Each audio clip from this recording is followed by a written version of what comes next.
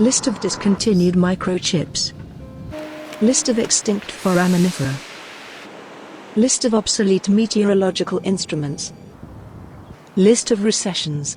In some senses, nothing ever is truly gone. Thinking about the law of the conservation of mass, that somehow that the weight of the planet, the mass of the planet does not change, that this material somehow churns and turns and becomes something else. It's another way of thinking about this fallacy of progress, and that somehow we do sit on top of all of this obsolete and abandoned material. That somehow below us there is this sort of colossal weight of loss and gone things that sit underneath this present moment. List of eclipses and planetary transits. List of extinct languages. List of extinct plants.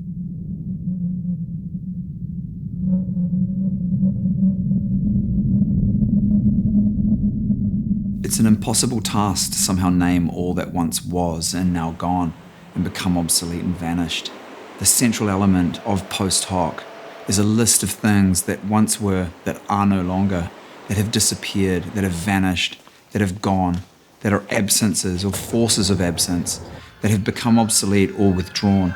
And this list is a superabundance. To think about incantation or utterance or the act of speaking as a way to conjure, to call up, to invoke all of this material that once was, that is now gone.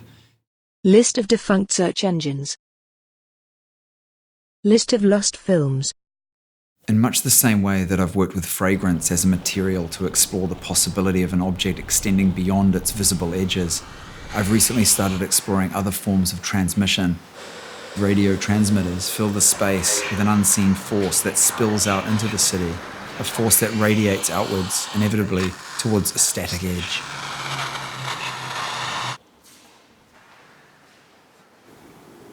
Across Venice, I'm inserting a network of stealth cell towers, produced in Guangzhou, China, by companies specializing in the production of fake tree forms used to support and conceal the telecommunications network that permeates everything. These cell tower trees started to appear on the landscape in the 1980s, and the first stealth tower ever produced was a pine, described at the time as a frankenpine. I decided to work with this specific species because it is the most widely planted tree in the world, and it's seen as being invasive, as having a negative effect on the New Zealand native ecology if it escapes a ring-fenced zone in which it's deemed capital. It's also a tree that's not really treated as nature. It's an industrialized object, a form of technology. These fake pine trees are scattered across Venice to become a network. Each produces a field of transmission off of itself to generate and stream the lists as they're generated inside the anechoic chamber and the pavilion. List of obsolete utensils. List of former trading platforms. List of obsolete audio formats. List of droughts. List of obsolete tools. List of enigmas. When we hear a sound, what we tend to hear is its reflection or its reverberation off other materials. So it's very much that our experience of sound is not necessarily always from the source. An anechoic chamber is an echo-free space that absorbs all sound, allowing for no reflection. List of defunct glass-making companies. It's interesting the way it isolates or frees sound from an environment. What it allows me to think about is a way to isolate the voice as an object. So it's much like throwing a stone or a pebble into a body of still water and imagining the ripples moving outwards and never hitting the edge of anything. It allows for the illusion of an infinite horizon in which the sound never returns. List of discontinued fragrances. List of former currencies. List of things that melted. List of failed utopias. List of vanished villages. List of closed shopping malls.